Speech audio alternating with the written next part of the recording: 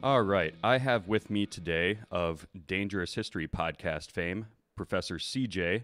How you doing? Very good. Hey, thanks for coming on, and thanks a lot for recording that blurb for me for my Thanksgiving episode. That was really cool of you to do. Added a, almost a celebrity component to it as far as the Liberty movement goes. Hey, careful. So, but no, I had reached out to you because that, you're very creative with your podcast.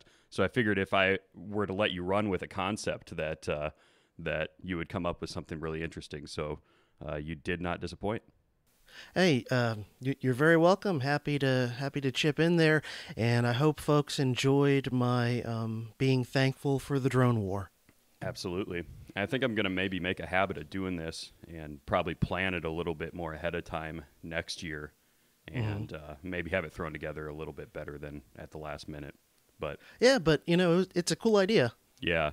Yeah. And as I'm apt to do, I waited till the last minute, procrastination. And, it's almost like when you procrastinate, though, you get really good ideas at the last minute. So there's at least a silver lining there, right? Yeah. I mean, sometimes, but man, I mean, that's a habit. And I got to say, like the last, I don't know, 4 or 5 years, I've really, and I still have a ways to go, but I've really been making a concerted effort myself to kick that one and made some progress. And man, when I don't, I'll tell you, you don't get those brilliant last minute flashes of ideas, but at the same time, sometimes by kind of working more slowly and methodically, you can actually end up with something that's maybe even better. I don't know. So, I'm not one of those people. I don't like to preach to other people, but sometimes, man, if I find something that's working for me, I do become a little bit kind of like, man, this is great that I'm kind of starting to work my way through this problem a little bit because it is such a common problem, Right. No, and I really do like your podcast. I think it'll come clear to the listeners as we go through here exactly what Dangerous History is and what the focus of your podcast is.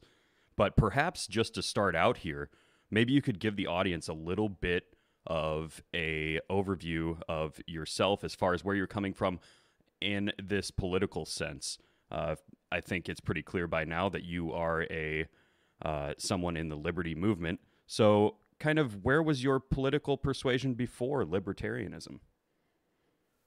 Well, the classic origin story segment. Well, my origin story is that I grew up in a right-wing family, and my father's side are like super right-wing. My father's father literally was a member of the John Birch Society like 50 years ago or more, and like personally volunteered on the Goldwater campaign in 1964. So like we're talking legit, mid 20th century right-wing type people, and most of my father's family are that way, and my mom's family are a little bit more center right, a little bit more kind of, maybe what used to be called Rockefeller Republican, although they're a bit more conservative than that. But so I grew up in that, and like as a kid,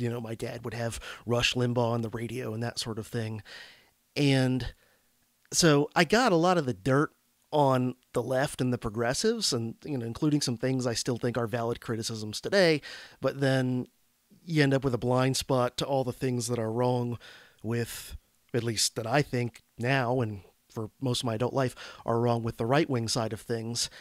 So, I grew up in that environment, kind of broadly speaking, Reagan Republicans.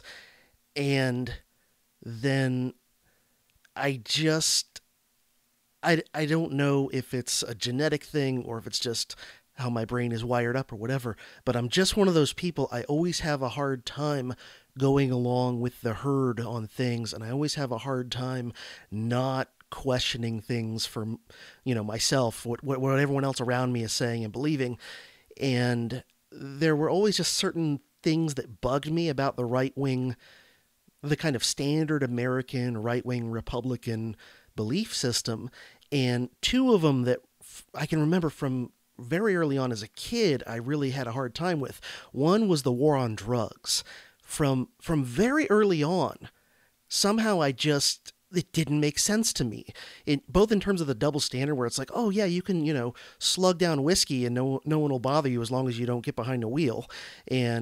But oh man, if you smoke this thing over here, that's a no-no.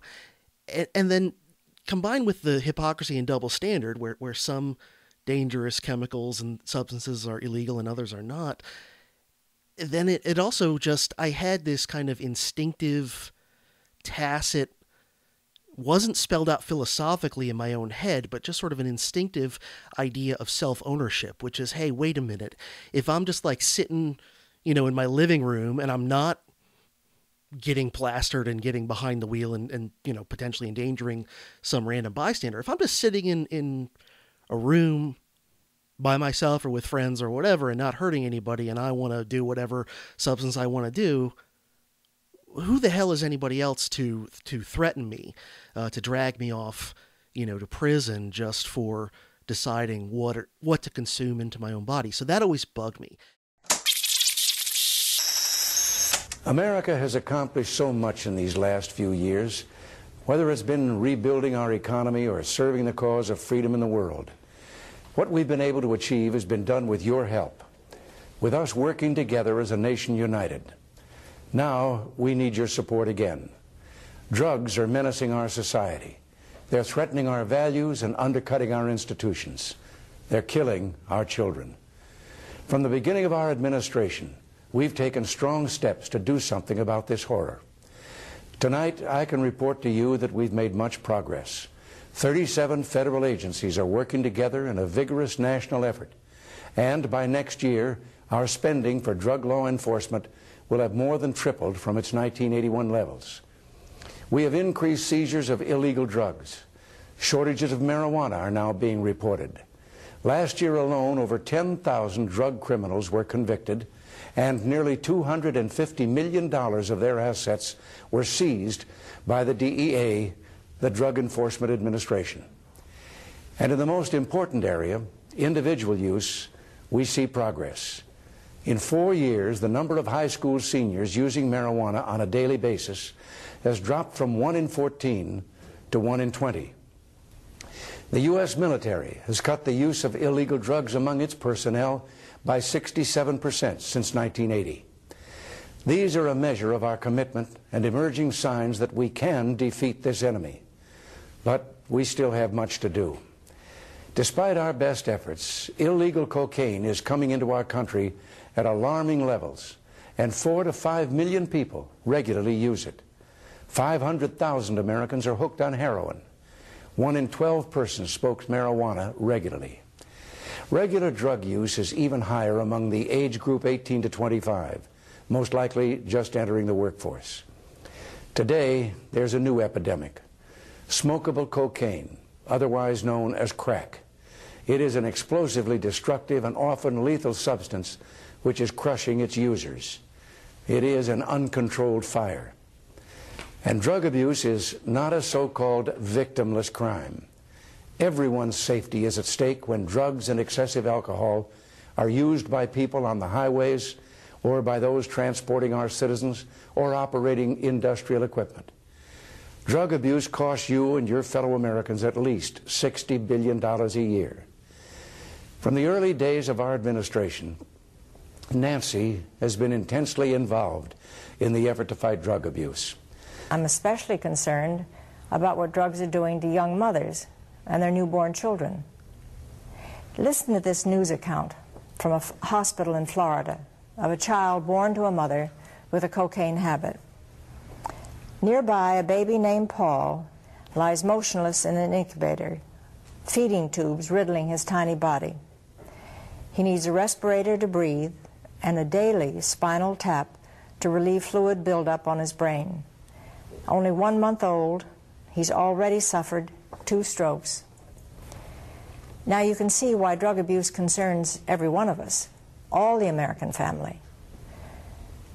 Drugs steal away so much.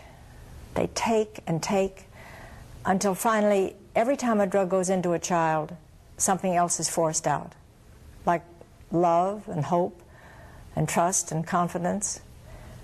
Drugs take away the dream from every child's heart and replace it with a nightmare.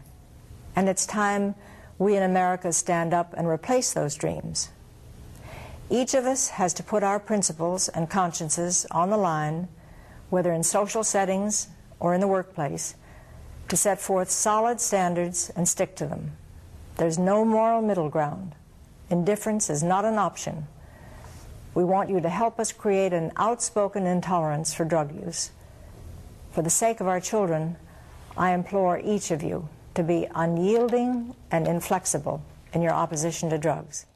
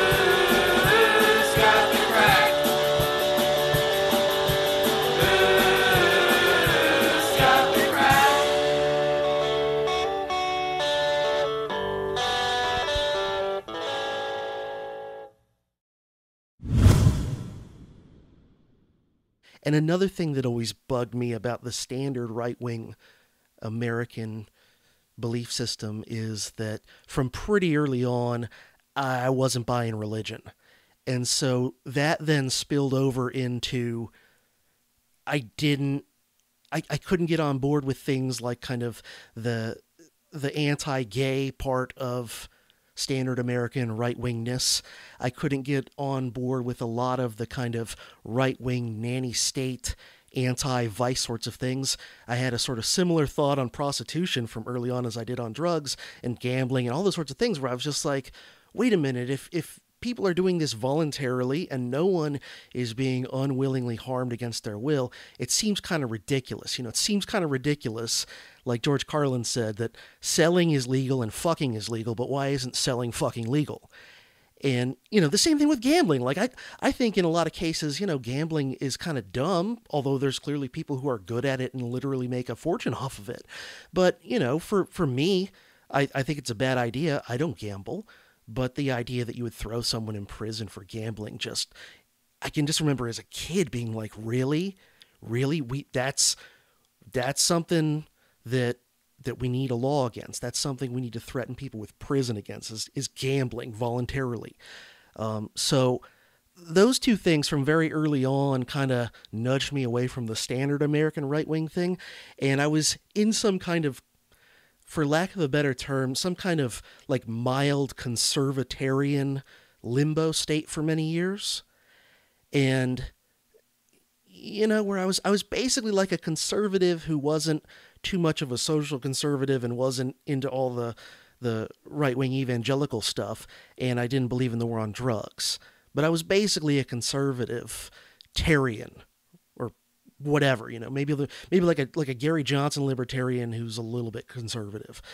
But what made me eventually, and I was in that limbo state for a while, and I have compassion for people who are kind of in that sort of state. I know there's some libertarian anarchists who will attack those sorts of people a lot, and I don't know. I look there and say, look, that was me not that many years ago. And I wasn't an idiot. I just hadn't, figured everything out yet. But what the two things that really kind of pushed me to be a full-on extremist, libertarian, anarchist, whatever you want to call it, voluntarist, whatever. One was just learning more history. And the more I learned history, the more I was like, holy shit, how come everybody who who studies history isn't an anarchist, because it seems like to me like that's the only logical conclusion after you study centuries and millennia of just, power being destructive and oppressive and horrible and everything. And then the other thing that nudged me further away from the last vestiges of conservatism to full-blown libertarian extremist was watching the George W. Bush administration in real time and watching, I was kind of moderate on the war issue when I was a conservatarian. On the one hand, I was like, yeah, we need a strong national defense. On the other hand, I thought some of these wars and things were, strategically stupid and counterproductive and that. And what really made me hardcore anti-war was just watching the Bush administration and everything they did and watching how it turned out. And, at the same time, I was starting to learn more about the history of like war profiteering and the military industrial complex and how much of America's wars have been based on just provable outright falsehoods. And so that nudged me particularly on the war issue to be much more foursquare, anti-war, and skeptical of all that. So that's kind of my best summary of my origin story. Fellow citizens, as we gather tonight, our nation is at war, our economy is in recession, and the civilized world faces unprecedented dangers. Yet the state of our union has never been stronger. We last met in an hour of shock and suffering. In 4 short months, our nation has comforted the victims, begun to rebuild New York and the Pentagon, rallied a great coalition, captured, arrested, and rid the world of thousands of terrorists, destroyed Afghanistan's terrorist training camps, saved the people from starvation, and freed a country from brutal oppression. The American flag flies again over our embassy in Kabul. Terrorists who once occupied Afghanistan now occupy cells at Guantanamo Bay.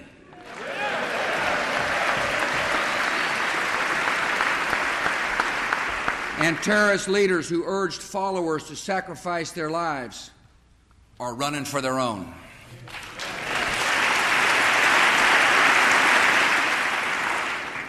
When I called our troops into action, I did so with complete confidence in their courage and skill. And tonight, thanks to them, we are winning the war on terror. The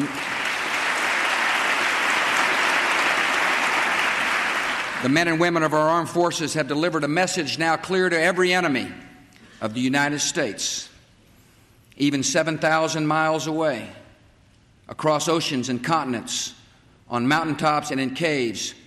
You will not escape the justice of this nation.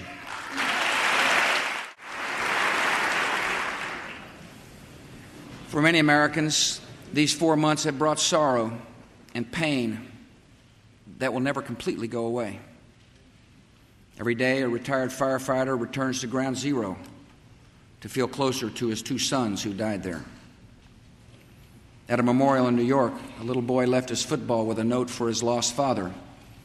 Dear Daddy, please take this to heaven. I don't want to play football until I can play with you again someday. Last month at the grave of her husband, Michael, a CIA officer and Marine who died in Mazar-e-Sharif, Shannon Spann said these words of farewell: Semper Fi, my love. Shannon is with us tonight. Shannon, I assure you and all who have lost a loved one that our cause is just and our country will never forget the debt we owe Michael and all who gave their lives for freedom. Our cause is just, and it continues. Our discoveries in Afghanistan confirmed our worst fears and showed us the true scope of the task ahead. We have seen the depth of our enemies' hatred in videos where they laugh about the loss of innocent life. But some governments will be timid in the face of terror. And make no mistake about it, if they do not act, America will.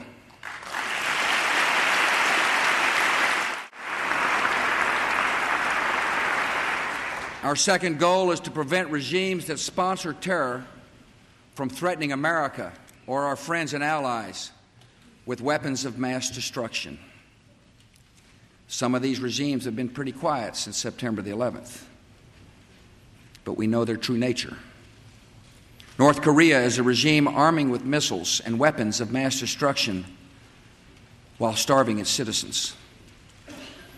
Iran aggressively pursues these weapons and exports terror, while an unelected few repress the Iranian people's hope for freedom.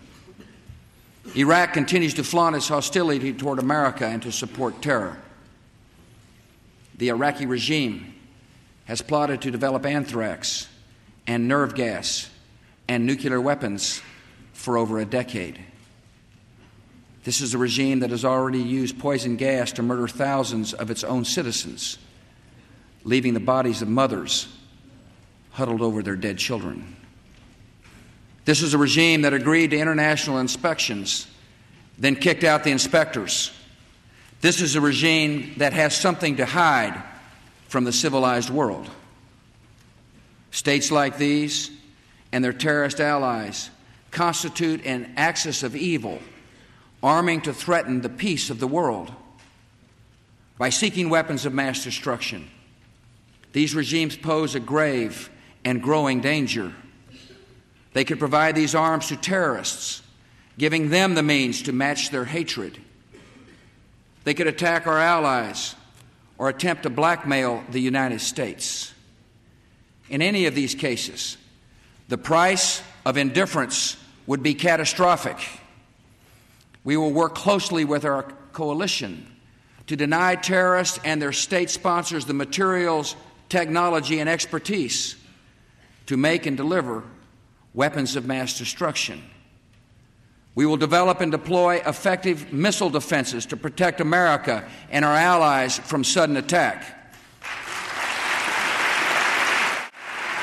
And all nations should know America will do what is necessary to ensure our nation's security. We'll be deliberate, yet time is not on our side. I will not wait on events while dangers gather. I will not stand by as peril draws closer and closer. The United States of America will not permit the world's most dangerous regimes to threaten us with the world's most destructive weapons.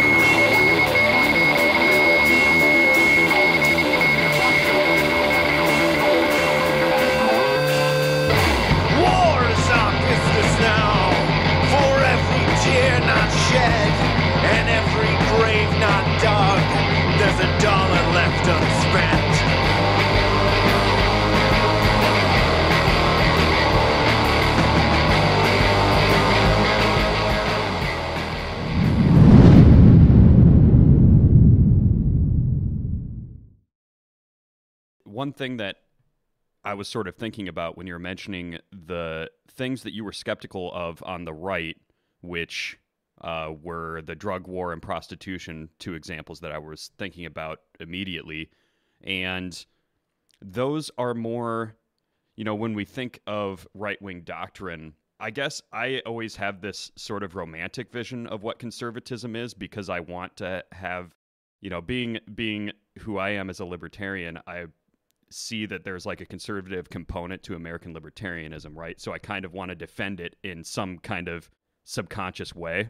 But the more I look at it, the modern right is they're almost, progressive and utilitarian when looking at specific issues like that. And that was one thing that I kind of, you have episodes about this, how the old right used to view policy and more of a hands-off approach with government, to where we are today, where, neoconservatives, as far as I'm concerned, I call them progressives. because for all intents and purposes, they're all about interventionism, not only domestically, but abroad, of course. So I'm not really asking a question, but go ahead and riff on that. No. I agree with what you're saying there, that if you look at neoconservatives in particular, who are probably some of the worst on the American right, they're very similar in a lot of their views, particularly to the progressives of about 100 years ago. And they actually are kind of upfront about this sometimes, because a lot of times they'll be waxing very poetic about how great of a president, for example, Teddy Roosevelt was. And Teddy Roosevelt was like a avowed progressive who was kind of like almost a mixture of a left-wing progressive and a right-wing fascist in a way. It's like the worst elements of American progressive. And of all people to look back and say, oh yeah, one of the greatest presidents ever was Teddy Roosevelt. It's kind of interesting, because when they asked, I think it was Bill Clinton once in an interview a long time ago, someone asked him, like, hey, are there any Republican presidents from history that you like? And I'm pretty sure he said Teddy Roosevelt. And John McCain, right? Same deal. Not too many years later, in an interview one time, they were asking him about it, like his favorite presidents from history, and one of them that he harped on the most was Teddy Roosevelt. So there's a long bipartisan history of progressivism. And I think that conservatism, at least kind of the mainstream version of it in America, has in many ways been getting worse in stages over like the last 60, 70 years. First you had the William Buckley version, which kind of took the old school, old right conservatism and just added in, oh, and you have to be a huge war hawk. And then, of course, if you do that, then you have to advocate certain other elements of big government as well in order to run that. And then also you'll end up compromising with domestic progressives, because they'll be like, hey, if you support this, whatever, new regulatory scheme or new welfare state program, then we'll support you on the wars you want and your stealth bombers and whatever. And then once you get, I guess, starting around the 70s, you really get the neocons coming along as a thing. And then they gradually, even though numerically the neocons are pretty small, they punch above their numbers in terms of their impact on actual policy. They're very good at worming their way into appointed positions, not elected positions. And they kind of took things in an even further big government direction than even kind of the Buckleyites. And so, yeah, I mean, it's tough, because the conservatives can be good on certain specific issues.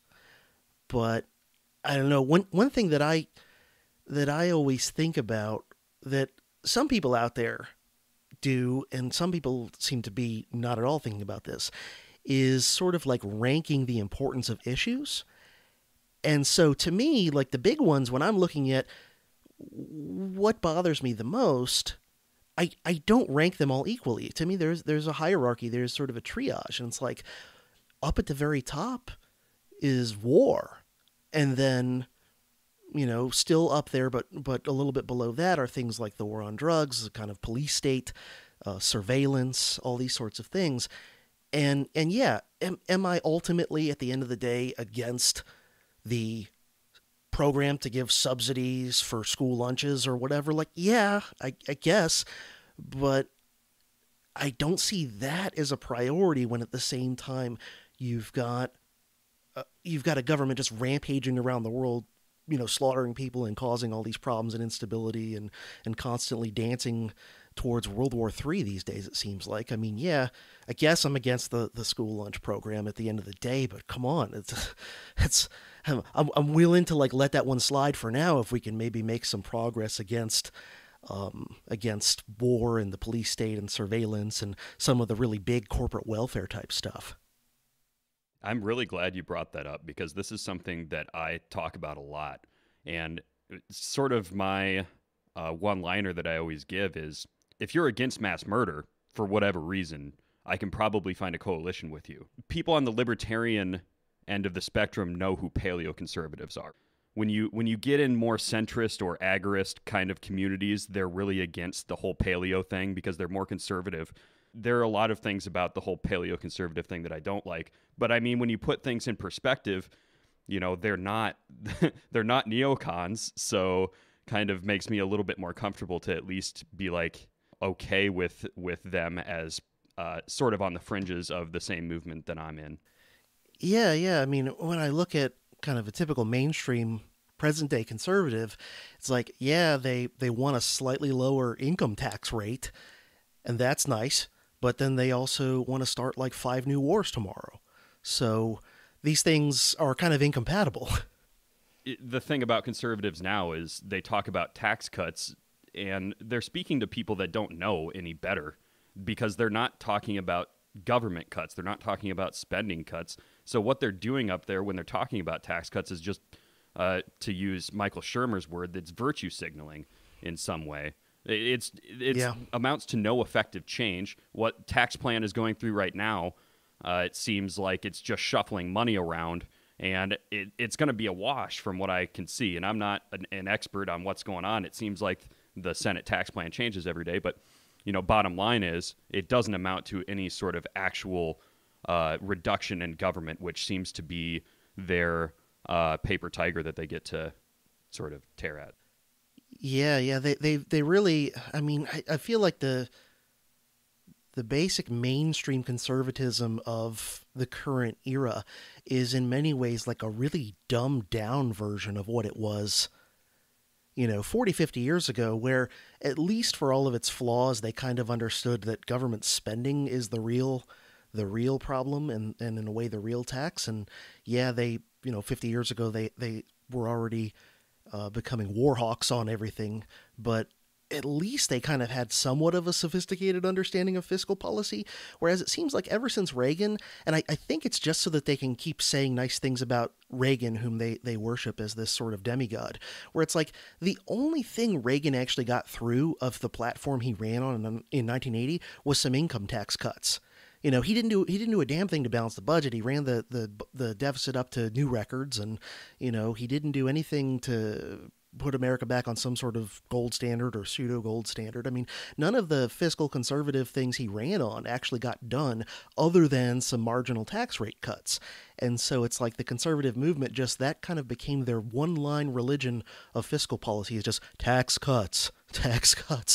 And like, there's nothing else to it. It's very simplistic. And if you're not going to cut spending, and if you're just going to keep starting new wars, cutting taxes might even be worse than not cutting taxes, because if you're cutting taxes while not getting spending down, then you're basically just running up debt and ultimately having to do monetary policy to try and fill the gap, and that's worse. I mean, even Murray Rothbard said that if you had to have a war, I think it was Rothbard in an essay a long time ago, where he said, if you have to have a war, and of course he's generally anti-war, but if you had to, it would actually be better from an economic standpoint to just fund it with higher taxes than through money creation and running up the debt, because running up the debt and printing more money is even worse in terms of how it affects the people in the economy. So yeah, long story short, I mean, I just feel like each generation that goes by, that conservatism has gotten more and more kind of watered down and dumbed down. And in a way, to be fair, that's kind of happened to the left as well. I mean, some of the leftists back in the 60s and 70s were actually, I think, kind of interesting. I did an episode a long time ago talking about a few of them, and I might do another episode in the future talking about some more, where, some of these leftists, intellectuals from a while back, they're not wrong on everything. They might still have some holes from our perspective in their ideas on the economy and things like that, but at the same time, some of them were pretty good on civil liberties, on being anti-war, on being against corporate welfare, and some of them from the 60s and 70s, kind of the new left era, some of them were pretty decent on things like decentralization. So, I don't know. I'm always looking for anyone that's sophisticated and that is at least right about some things and that I can learn from.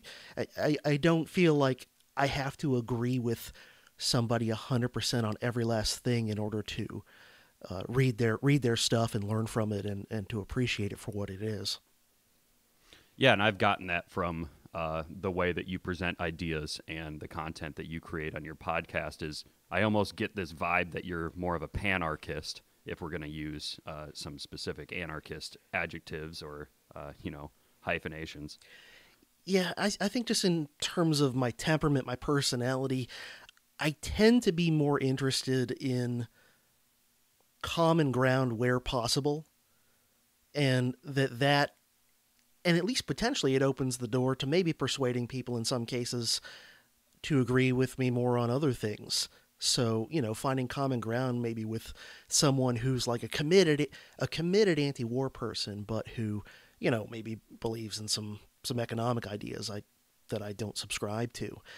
And I don't know, I'd rather like start from common ground and work from there than just start being aggressive and mudslinging and whatever because of the things I think they're wrong about. Absolutely. And, you brought up the 60s left and talking about how they were kind of in some ways better than what we see now as quote unquote left, in that they were actually living the message that they were preaching. These people were actually going into like bad neighborhoods in New York, for example, in the east side of New York. It was almost like a reverse colonization kind of thing that they were trying to do. They were trying to move their bourgeois sort of income and culture into the worst parts of the ghetto to try to change it from within culturally in some sort of way. I think you get what I'm saying, though. They were actually living exactly what they were preaching, in that they weren't just sitting in their suburbs, in their really nice neighborhoods, talking about how much more we should do to help poor people like the modern left does now from their ivory tower. They were getting down in the mud and actually trying to help people. So regardless of what you think about socialists, and I'm very much an anti-collectivist, sort of like anti-centralization kind of guy, I think that leftism almost sort of leads to totalitarianism. That's just my perspective. However, I do have a lot of respect for these old left, or old in our relative to our time right now from the 60s and 70s. But yeah, no, I've got a little bit more respect for the people who actually live the message that they preach. Yeah, and I respect anybody who's in the kind of DIY arena in some way. People who are doing things, not just advocating that the state do things to people and for people. But yeah, I mean, someone who, gets out there and actually, if there's a problem in your community, go out and try and do something about it. Or if, I don't know, if you want a better way to do things, figure out how to make it, rather than just agitating to get the people in power to use coercion to try and build what you want. Why don't you build it yourself and show everybody by example that it works? Or we'll see that it doesn't work. But either way, at least you're not forcing it on, millions and millions of other people who didn't ask for it. The more that I look and observe, not only in the liberty movement, but just in general, how important like social conventions are. And I've noticed that there are a lot of just philosophy wonks in every radical movement, whether it be libertarianism on the left or libertarianism on the right, where you have people who they try to make a case for why their ideology, their chosen ideology, has veracity through some philosophical concepts, and they almost try to ignore the important role that conventions play in changing the world and changing culture, in that if we were to get our libertarian world that we want tomorrow and nobody actually had any kind of ideological shift, within a couple months, that same superstructure of government would just be back to where it is, because people would still be demanding government do certain things. So the way that I see things, we should speak to people's concerns and show how they can do those things a lot easier within market metrics.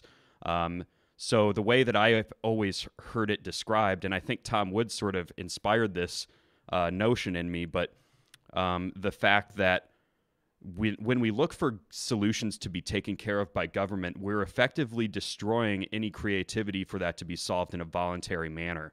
So the way I see it, the use of government power to try to solve problems not only kills creativity that entrepreneurs or people who are trying to make a difference could discover, but it also just destroys the capital for those ambitions to be taken up by individuals in the first place, because we just treat problems as if we just have to funnel money to the government and that they'll be the arbiters of justice and the dispassionate people who make the world equal, And it's just, I try to change the way that we see how we solve problems. Yeah. I'm a believer in the bottom up approach to improving things and changing things, and I don't mean bottom up in the sense of like political democracy or social class bottom up or anything like that, but I mean starting with the individual and then maybe gradually working up from there.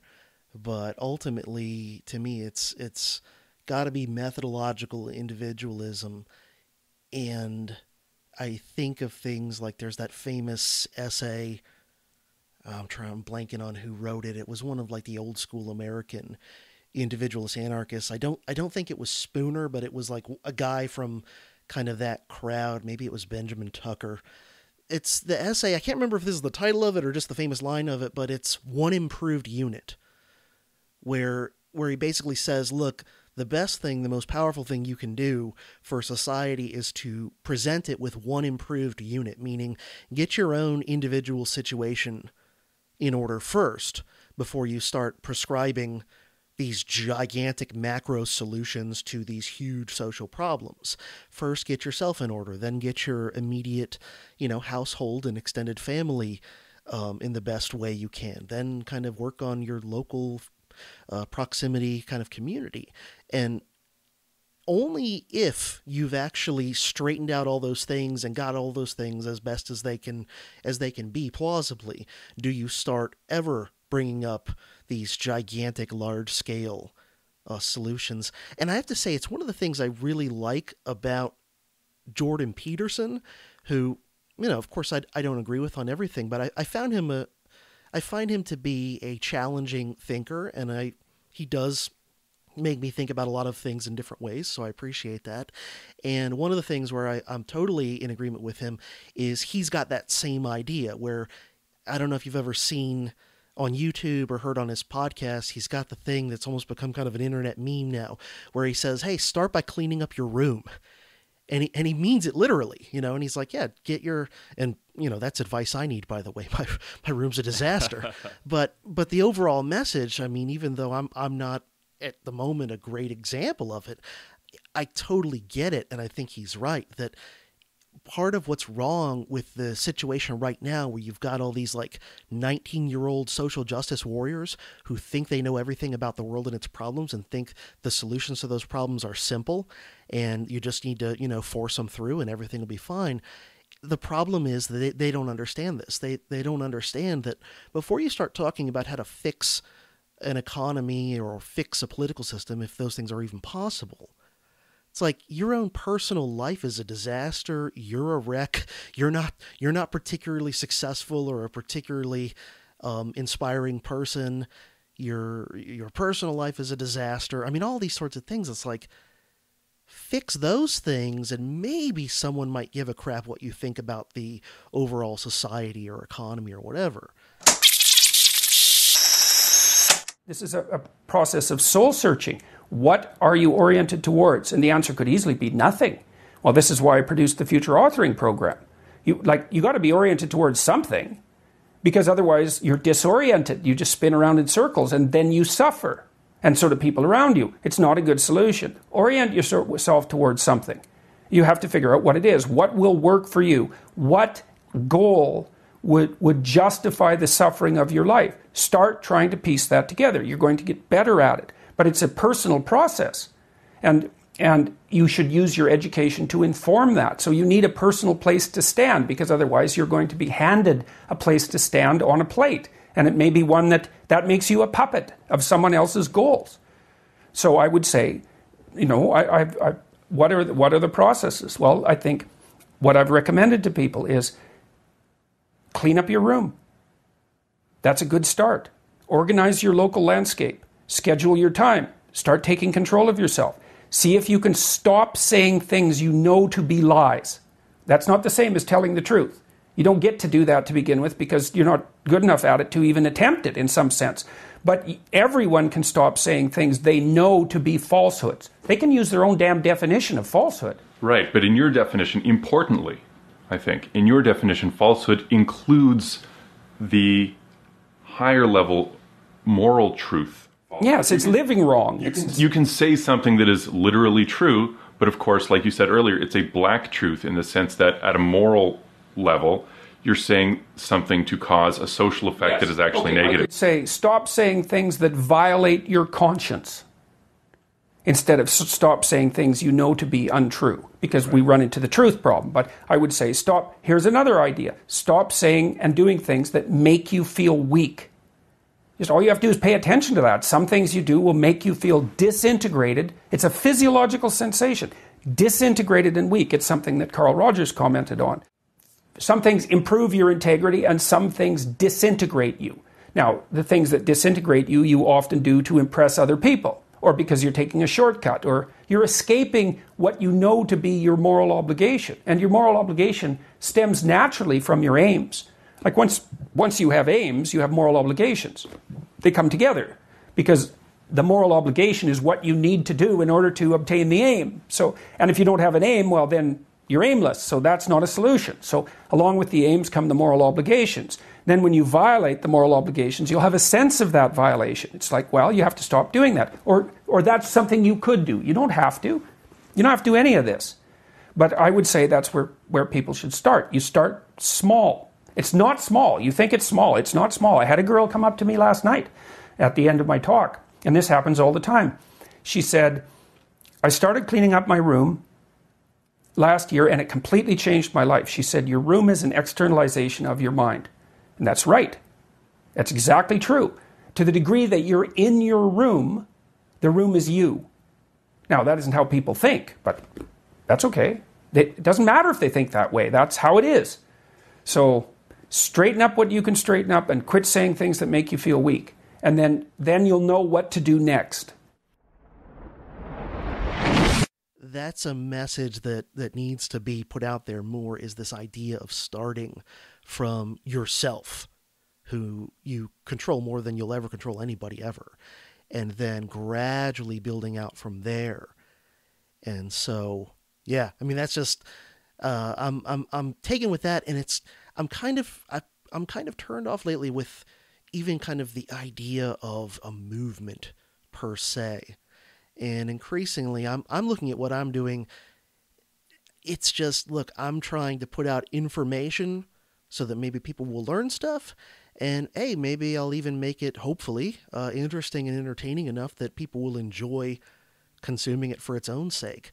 But I'm kind of turned away lately from the messianic tendency that's common amongst people of all different ideological stripes, not just libertarians, but you find it amongst any kind of like true believer in their cause or their ideology, where they've got this I'm going to save the world messianic idea and this notion that the only path to salvation is the particular path of whatever it is, activism or whatever, that I'm prescribing. And that, all other paths are heresy and this sort of thing. And I don't know. I think that I'm very much not in that mode. I was a little bit maybe still in that mode when I was starting the podcast, maybe, but I don't know. At this point, I'm just like, hey, I'm putting out what I want to put out. I'm saying what I want to say. And I hope some people will enjoy it and learn some stuff from it. But I'm not making any claim or pretense that I'm saving the world, because I'm still very, very up to my eyeballs trying to save myself first. That's an interesting point. And Jordan Peterson's message on fixing yourself, it sort of reminds me of when I was first becoming a libertarian. I made a slow, gradual ideological shift, as most of us do, into the more radical camp.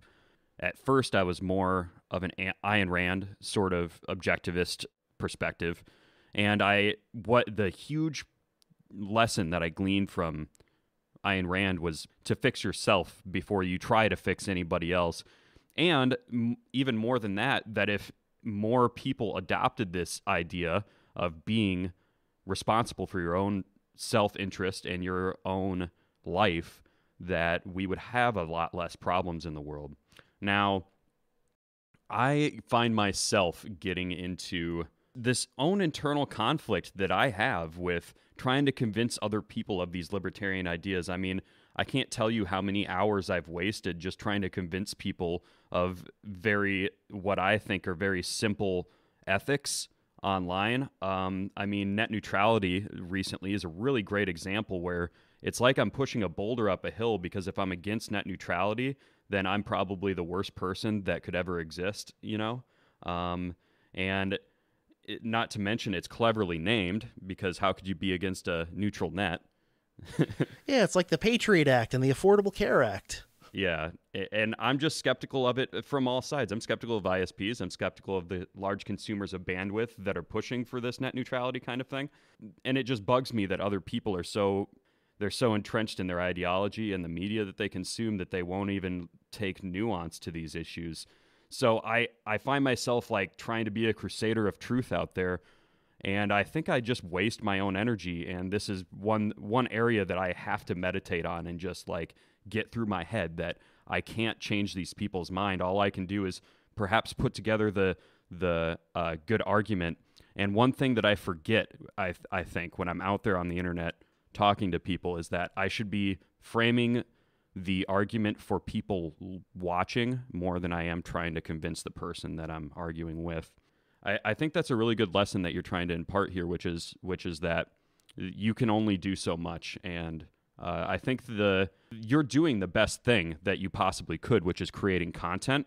And that's a huge part of this show, is just how we as libertarians can engage in culture, engage in media, and not just like with this evangelical message of getting liberty out there, but more just representing ourselves culturally and creating good content.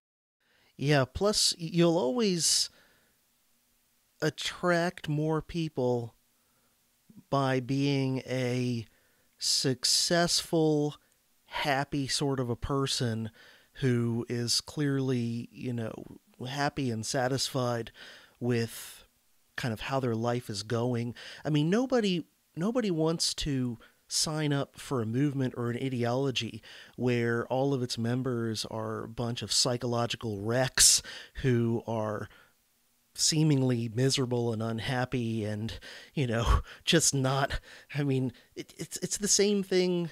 Like, cults don't recruit you. Not that I'm saying we are or should be a cult, but cults don't recruit new members by hitting them with all like the darkest, most disturbing part of the cult, in a way.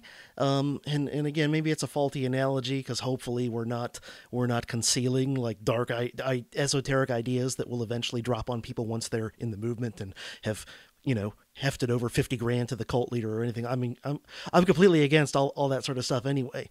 When I asked people for support for the Dangerous History podcast and whatever, I mean, I don't offer any like, hey, give money and then we'll save the world and preserve freedom for 1,000 years or what. It's just like, nah, if you like this, hey, it'll help me if you throw in a few bucks and I'll try and give you some extra stuff.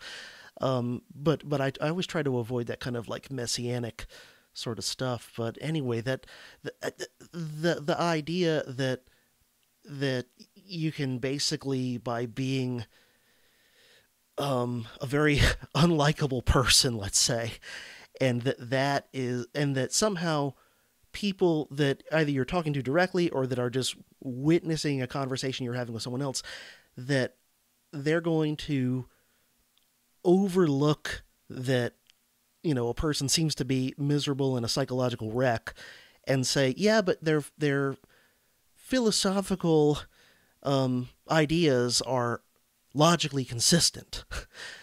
It'd be nice if human beings could, maybe if human beings could just operate purely on logic and whatever, but the fact is we just don't.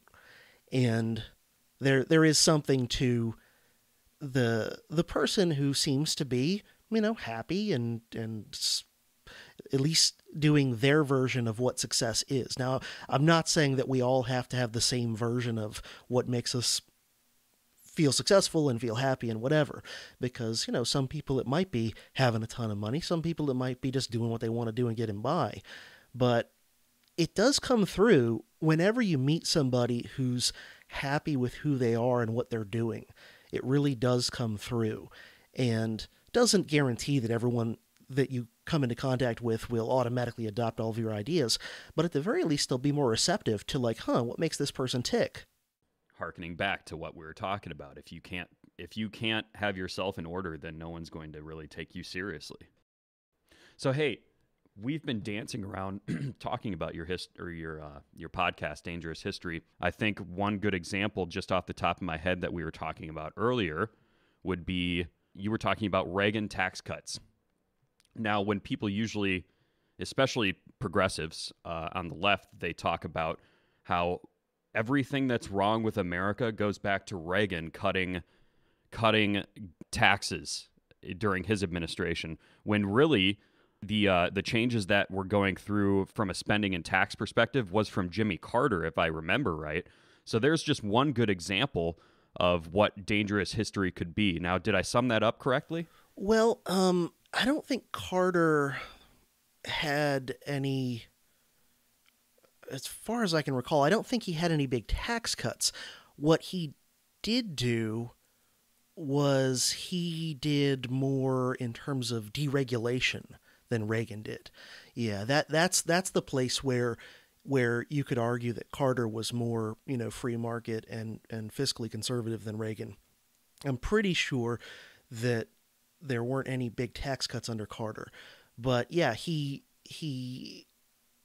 deregulated a lot of things, including trucking and the airlines, and I'm trying to remember maybe some other things as well that were actually a bigger deal in terms of how much he deregulated in 4 years versus how much deregulation Reagan did in 8 years. So I just had some things a little mixed around. I knew it was something vaguely kind of like that, but yeah, and I think the kind of big picture of what I think of as dangerous history is any sort of history that has the potential, if it's correct and if you really, take it to heart and decide that you think it's correct, that has the potential to drastically alter what you believe and to make you potentially reject what a lot of the people around you believe.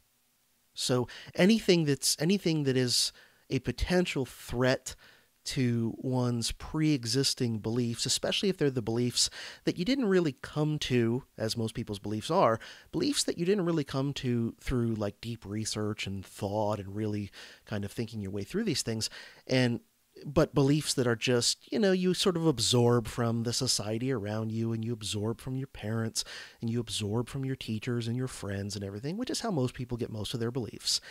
And anything that threatens that, to really derail that paradigm, I consider dangerous in that sense, and dangerous in the big picture in that I think if more people knew more of this stuff, they would abandon more faulty beliefs, and that would be dangerous to the actual power structure, because a big part of where big institutions, especially the state, get so much of their power is from belief, is from people seeing them as legitimate in what they do. And it becomes a lot harder if everybody immediately doesn't see these things as legitimate. It becomes a lot harder for them to do what they do on a regular basis. So yeah, that I think is the overall idea of dangerous history, and sort of two categories of things that I tend to look at when I'm looking at history that falls into this. One is something that the vast majority of people, even seemingly well-educated people, don't know. So I'll just tell some story about some horrible thing the CIA did that we know about now, that's not a theory, that even though it's been exposed for 20 years, almost nobody even knows happened. Or the podcast I did a long, long time ago about the radiation experiments the U.S. government did back in like the 50s and 60s, where they were just dosing innocent, unwilling human victims with huge amounts of radiation just to see what would happen, And I mean, this is horrible stuff that Eileen Wellsome wrote a book that won the Pulitzer Prize all about this 20 years ago. And it's sitting on the shelf of, probably any decent-sized library. But how many Americans know that any of this happened, right? It might as well just be in the Orwellian memory hole. So that's one category of the things that are, proven. I don't do theory, but there is conspiracy fact. And then the other category is looking at things that people know happened, but looking at it with a different perspective. So, for example, looking back at a war and saying, all right, was this war really about what they said it was about at the time and what they've generally said it was about ever since? Is it really valid the way people think of this war? So going back to some war and looking at why did it really happen, what was really causing it, and then looking at questions like, all right, is it really true that side A was pure good and did nothing wrong in the whole war? And is it really true that side B is pure evil and they are the only ones in the war that did any of the nasty things? So yeah, that's the kind of two categories, at least the way I think of it in Dangerous History, is things most people don't even know happened, and then things people know happened, but they don't really, I think at least, know the full story. And that if they knew the full story of those things, it might drastically change their perspective, at least if they're open-minded enough to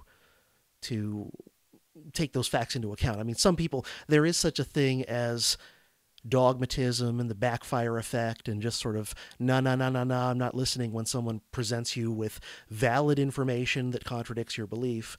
And, a large percentage of people, that's all that's going to happen. But I look at it as there's that other famous essay, maybe it was the one by Benjamin Tucker or whatever. There's the one called Isaiah's Job, which is kind of famous amongst some libertarians, where he says, look, you kind of have to just preach the message to the people that are receptive to it, and it's not going to be most people, but that's okay. You just have to throw it out there as honestly as you can, and just trust that the people who kind of matter in terms of being receptive to it are going to pick it up. Their antenna is going to pick it up. And the average sort of person that's not at all receptive to new ideas and to questioning things, you don't really want them to be receptive to your message, because if they were, it'd probably mean that your message was watered down or was just pandering to mainstream ideas or what have you. So that's yeah. I want it to reach the people that I want it to reach. In a way, meaning that the people who think, the people who are willing to question things and ask uncomfortable questions, including uncomfortable questions about their own pre-existing beliefs. And challenging their views of history would be a huge part of that. I mean, the things that I've learned from your show they're extremely helpful for me, because I always have an angle. I have an agenda to reject the legitimacy of the state and get more people to do that.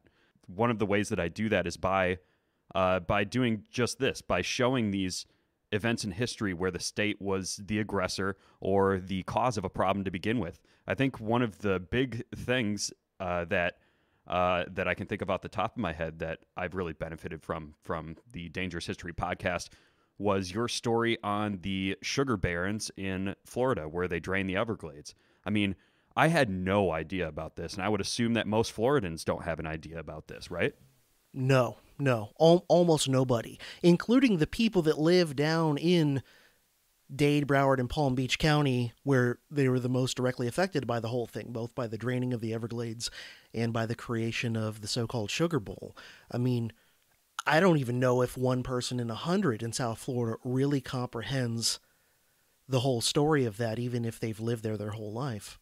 Yeah, and I mean, if we look at this particular example, this effort of geoengineering, I don't think that I know of an example in American history that is more of a living testament to the broken window fallacy than this story that you told. And I mean, really, folks, anybody listening to this, you really should go and listen to this series. It's very informative. CJ goes through exactly how these corporate and state interests colluded to basically destroy the Everglades to grow subpar sugar in order to compete with. It was basically economic warfare with Cuba, if I'm summarizing it correctly, right? Yeah, it was, Cuba and any other place, of which there are many, that can grow sugar without as much inputs, without as much, drastic altering of the landscape and all that. Because South Florida, even once you drain the Everglades, it's marginal sugarcane land. It's, just barely good for sugarcane. Whereas if you're in the true tropics, if you're in Cuba, if you're in Brazil, if you're in the Dominican Republic, the sugar is going to be able to be grown much more cheaply. And part of it, in a lot of those countries might be labor costs, but it's not just that. And then you take into account the fact that the sugar barons are mostly using super cheap, impoverished labor, as I covered in that series, that in some cases is like really kind of dancing on the border of involuntary labor. And still they're growing sugar, and the American people are always paying 2 to 3 times for cane sugar what most of the rest of the world pays. And they don't even know it. They don't even know it. They're just like, high fructose corn syrup must just be in everything because it's just better. When the reality is, no, that's the result of having an artificially high price from the federal government for cane sugar. That's why the rest of the world, you go buy a Coca-Cola at a convenience store and it's got cane sugar in it. And here it's like you have to go to the specialty soda section in the aisle, and it's like artisanal old school Coca-Cola, now sweetened with sugar cane. It's this weird novelty that you pay extra for, and it's in a nostalgic looking package. But people just have no idea, and they have no idea that how much of these things are the result of state intervention, often on behalf of corporate interests. But the fact of the matter is, it's hard to imagine a private corporation putting together the resources to drain South Florida in the way that the Army Corps of Engineers did on, the federal taxpayers' dime. It's really hard to imagine that a private company could have done that giant engineering feat and still had any money left over to do anything productive to make a profit. So it's socializing those costs of basically destroying the environment onto the taxpayer at large, and then on top of it, growing sugar that then is sold to them at artificially high prices, while doing all this damage to the environment and doing some pretty shady labor practices. And I mean, the whole thing is just a mess. The rains, the floods, the drought, the fire. Central and southern Florida just lay there, waiting helplessly to be soaked and dried and burned out again. And slowly life was leaving her. Why should it be? Why should it happen here? Happen in a state so amply blessed with splendid resources, everything needed for prosperity and progress. Why? It was simply the nature of the land itself. Central and southern Florida is barely above sea level, and the heavy rainfall that is so unevenly distributed through the year quickly fills the flat terrain. Then when the water drains off, it dries out quickly under the fierce eye of an all-season sun. Obviously, if the water was in the right place at the right time, if the excess water could be removed in a hurry, then brought in when it was needed, Central and southern Florida would flower upon the seeds of its own rich resources. The liquid heart of this area is Lake Okeechobee, the big water, 730 square miles of it, the second largest freshwater lake wholly within the United States. This monster had to be controlled by bigger levees and by bigger canals that would give it bigger outlets to the sea. That went for the other lakes too. More levees and improved channels and water controls to discharge the floodwaters as fast as possible. And here in these counties, Palm Beach, Broward, and Dade, 3 great conservation pools to store surplus water, 1,340 square miles of it. There it was, the master plan. comprehensive in scope, but still only on paper. So monumental, so complex was this project that its detailed planning and construction by the Corps of Engineers would take many years to develop. The federal government was solidly behind it. All it took for the engineers to get started was cooperative action by local interests. This action consisted of furnishing the necessary land, easements, and rights-of-way, a percentage of the construction costs, and the pledge to operate and maintain the works after they were completed. When it comes right down to the overall cost of the entire project, local interests will pay over 40%. 40% of the cost. The pattern was set. All that had to be done was build the reservoirs, the channels, the levees, the spillways, the pumping stations, the gates, the saltwater barriers, the whole integrated system of water controls. That's all. It's a long way, 125 miles, when you're moving bite by bite. When it was finished, they turned to the next job and began again, bite by bite. This is a project of mammoth proportions, one that calls for more than 700 miles of new levees throughout the central and southern Florida area. But that's just part of it. Canals and levees are fine for the overflow, but we've got to control the water, make it do our bidding. This takes pumping stations, spillways and dams, all the way from the upper reaches of the Kissimmee River Basin down to the southern tip of the mainland of Florida. That's a large order. Much has been done. Central and southern Florida is no longer nature's fool, the stooge for the impractical jokes of the elements. But the work isn't finished. In fact, it's just really begun. To the north, for instance, the great valley of the upper St. Johns is still somewhat defenseless, and plans for water controls, levees, and conservation areas are now in the engineering stage. The whole thing, the complete project, once only lines on a map, pencil tracings on paper, is slowly becoming reality, as real as steel and concrete. Slowly, yes, because programs of this immense size take time, they take people and money, and the heart and the will to see that it all comes true. Is it worth it? Well, that's an easy one. Look around central and southern Florida today, and what do you see? For one thing, you see cattle country, an empire that has fast become a leader in livestock. Why, they've even got some of the fanciest rodeos this side of the Wyoming Trail. Fancier, maybe. So it's cattle country, but that's just part of it. When you've got soil like this is, black and fertile and deep, you can really grow things. For these always have been real farmlands. The soil, the sunshine, the perfect year-round temperatures have always been here, and so have the rich crops. But the risk has been here too. The gamble against the elements, the probability that the rain would take everything you've grown, everything you've done, and literally turn it into water. It's surprising how many different crops these rich low soils can grow. This one, for instance, Ramie, R-A-M-I-E, an ancient fiber product that used to be exclusively grown in China and India.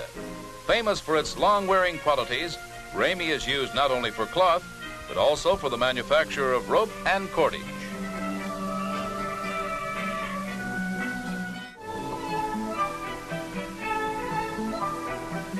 Another tremendous benefit from water controls is the attraction of new industry.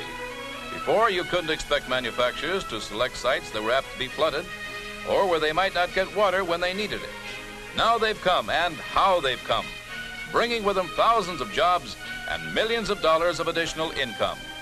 If it weren't for the flood control project, many of them wouldn't be here.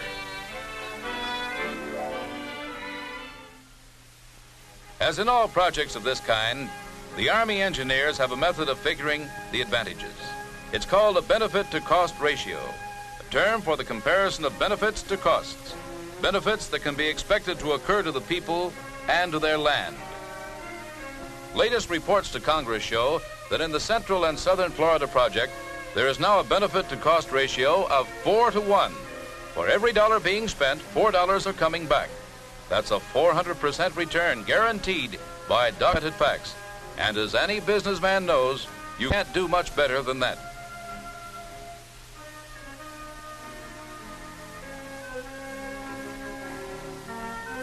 The work goes on. The drilling, the digging, the placing, the forming.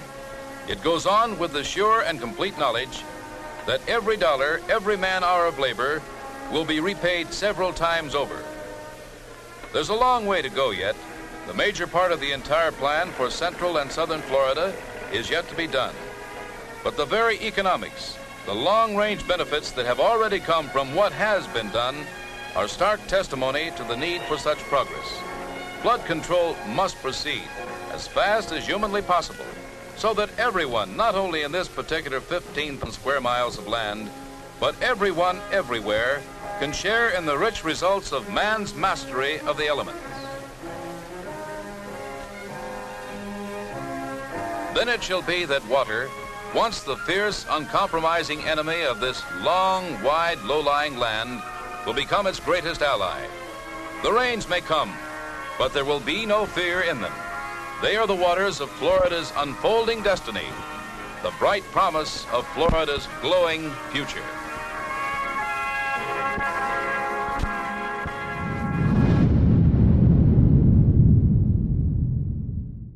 Is it like the biggest problem? I know before I said you got to triage the problems, and to me the biggest is war, and then, below that. But at the same time, I think that was an important case study, because sometimes I think case studies are really important, where you just tell one story about one particular event or one particular program or how one thing got to be the way it is, and then from that derive larger principles of analysis. You go, oh, okay, now that I understand like how this worked for creating this protected sugar industry, okay, now when I look at, say, the corn industry out in the Midwest, it kind of makes sense. They're kind of doing a version of that out there.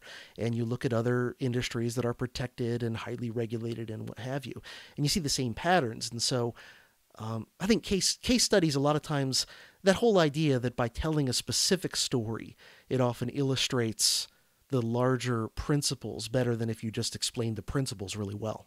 That's a great point. And, one thing I'm thinking about is that a lot of the lessons that you could get from this particular story about something that seems maybe a little benign, the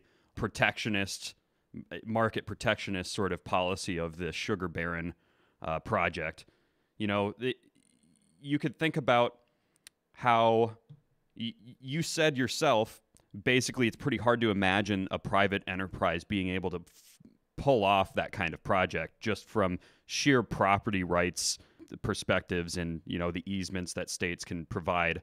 If we compare that to something like war, whereas war, it's such a touchy subject, because of just our veneration of troops, you might try to tell a story with the same principles about a war in this story about the sugar barons, as far as like the basic economic principles of it being impossible to do without a state, but you let people's guard down in that it's just about sugar, it's not about the troops. So I'm just sort of thinking that you almost might be able to make more headway with normal people with a story like this than just saying Woodrow Wilson is to blame for everything wrong with the world, and this is where it all starts. And believe me, I go back with that with a lot of people just to show, look what Woodrow Wilson set in place here when he went and intervened in the end of World War I. But no, that just turns everyone's mind off, whereas this story you might actually get a lot more concessions out of people on basic principles of how the state acts and how it affects the economy.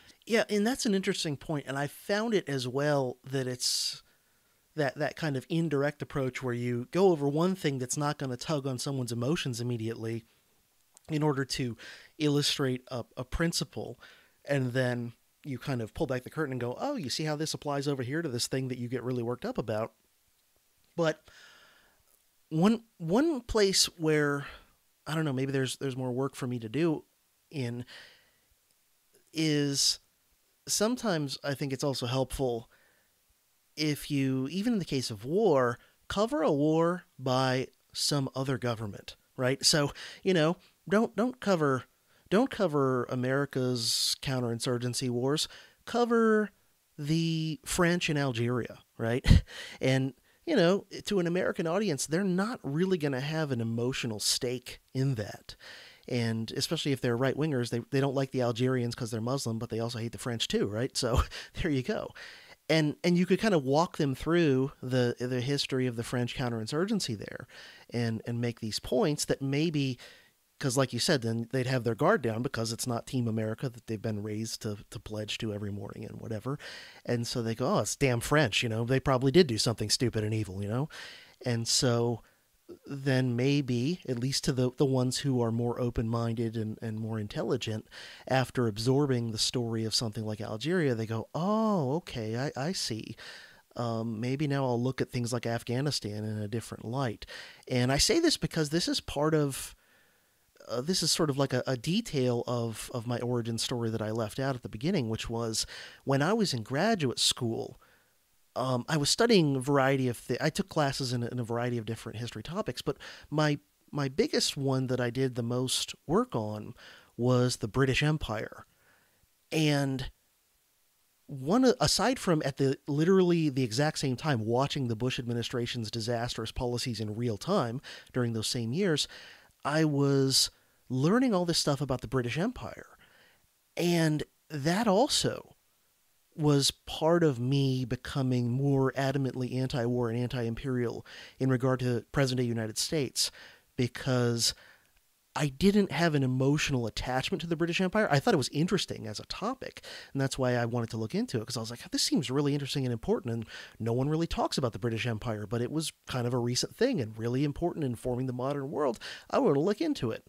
So I'm looking into it from a standpoint of just pure curiosity, but the more I learned about it, and all of the negatives of it and the downsides, the more I couldn't help but look at the current events of U.S. foreign policy and wars and go, oh, shit.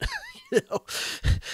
And it was because I didn't have an emotional stake in regard to the British government, as I had been, like everyone else practically, been raised to have an emotional attachment, a sentimental attachment to the U.S. government. So, yeah, I think that's I think that's a good point that you made. So we're coming up on an hour here. I promise I'll let you go, but do you have time for one more question here? Yeah, sure. I got another, 10, 15 minutes. Okay. So one thing I'm kind of curious about is you're a college professor I think you're at a community college, right? Yeah, basically. I mean, it's not called that anymore because we got like one or two little bachelor programs, but yeah, that's basically what it is. So one thing I've been curious about is, do you carry some of your agenda into the classroom, and where do you draw some of these ethical lines? Because, I've heard you talk about on one of your Patreon episodes about how it's impossible not to have an agenda with history. And in fact, I would say that it's your duty as a more hardcore anarchist libertarian to insert the agenda into things. Just at least to counteract the narrative of bad history that we've gotten throughout the ages. So yeah, I'm just kind of curious exactly how you square your professional life with your extreme position on how we view the state. Yeah, well, I mean, I've been lucky that I work at a place where they're pretty hands-off in regard to academic freedom, as long as you're teaching what the course is, right? So we have, and I'm not sure, it may be different in some other disciplines where I work, I just don't know, but in history, for example, we have course outlines, and they're kind of, broadly speaking, the big picture topics that you're supposed to hit. So, and it's really broad things that is really kind of common sense, what you would expect.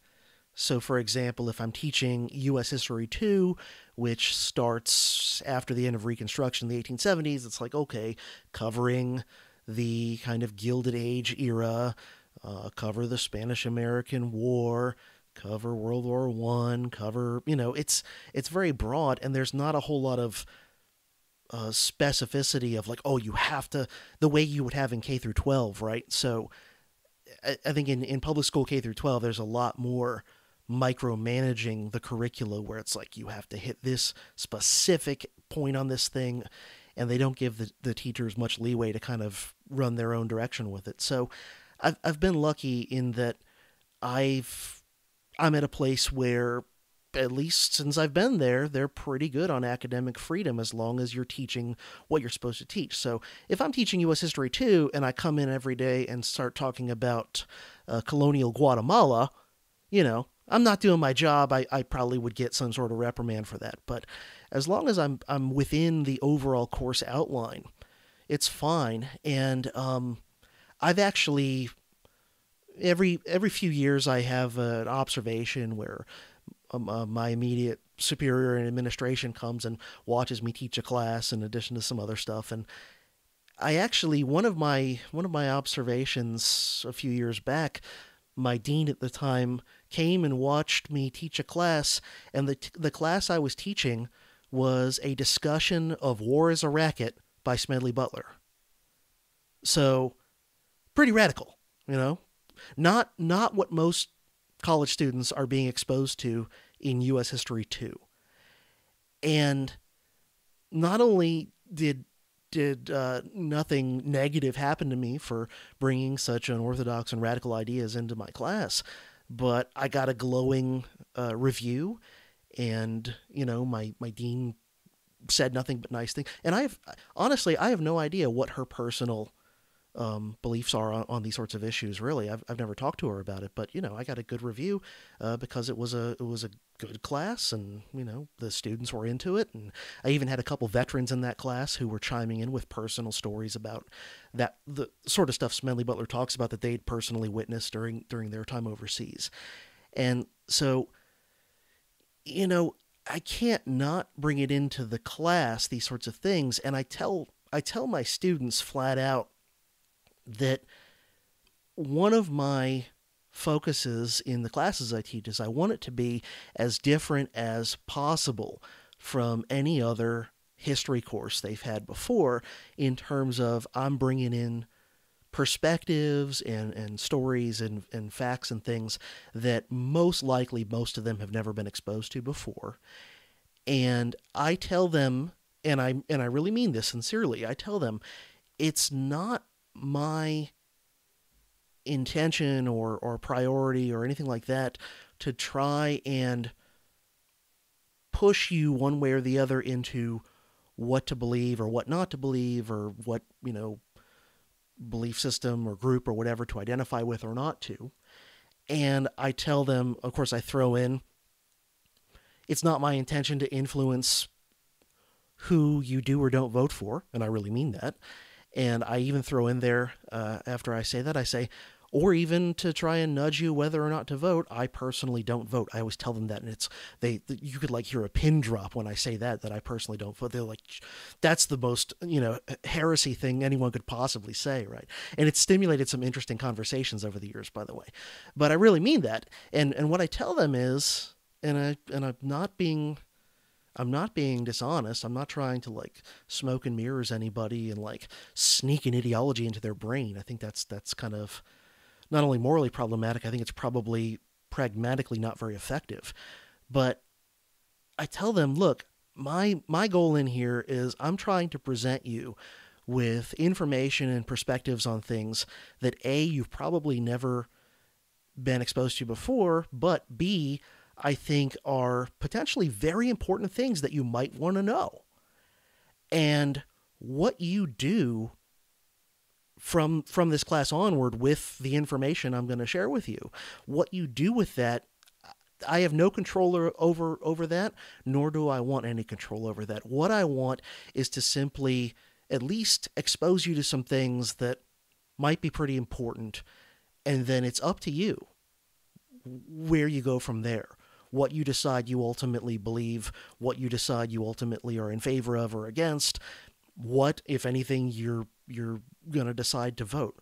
And the students, for the most part, seem to be pretty receptive to that, because they understand that while I have a perspective, I'm also not trying to dishonestly nudge them to vote for this person or not for that person, or to identify with this party or that party or whatever. So in a way, my anarchism kind of in a way makes me maybe not disinterested, ideologically speaking, but at the very least I'm nonpartisan. And I think they respect that in a way, that I'm not like just trying to mold them like, oh, support Trump, or oh, support Hillary Clinton, or whatever. So that's my overall approach, and I don't modify my ideology, and I do share some radical things with them. Like I said, war is a racket. I give them different perspectives on a lot of America's wars, and I challenge a lot of those things. But the only difference really between class and the podcast is that in the podcast, because I'm not under the constraints of, okay, I've got to cover these topics in this amount of time, I'm able to like really dig in on one thing. And I'm able to sort of follow the muse in terms of, hey, if next month I want to do 3 episodes on the French War in Algeria, not that I'm planning to do that anytime soon, but if I suddenly just woke up one morning and the muse was like, let's do some Algeria counterinsurgency war stuff, I could just start doing it. I have to do a bunch of research first because I'm not that expert on that topic. But whereas, the things that frustrate me the most about my teaching gig are, number one, I have a hard time getting super in-depth into many topics because we have to cover so much in one semester. And number two, the fact that, again, because of that, I'm constrained. I can't just walk into U.S. History 2, where we're at World War I, and go, you know what, today I want to talk about the Napoleonic Wars, just because I think it's interesting and I think you'd be interested too. So, that's really where the podcast kind of really cuts me loose creatively. And not that I feel that restrained, like externally by administration or something in teaching, but it's just in the nature of what it is I'm doing. I'm constrained in how deep I can go into stuff and, that sort of thing.